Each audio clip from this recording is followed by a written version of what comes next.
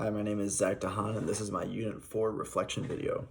So the topic I'm going to be talking about in this video is government macroeconomic policies and how that can shift the aggregate demand curve. So there are a few different ways that the government can shift the aggregate demand curve.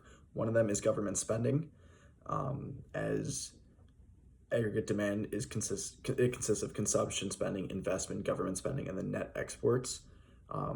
If the government just starts spending more, that's going to directly shift the aggregate demand curve, right? Increasing real GDP. Another thing that they can do is impose some tax cuts. And by imposing tax cuts, that tends to increase spending because people have a little bit more money on their hands. And this money, which increases spending, which will then increase aggregate demand as if you increase spending, you're increasing consumption spending, which is one of the key factors in aggregate demand. And one case where I think we saw this was during the COVID-19 pandemic.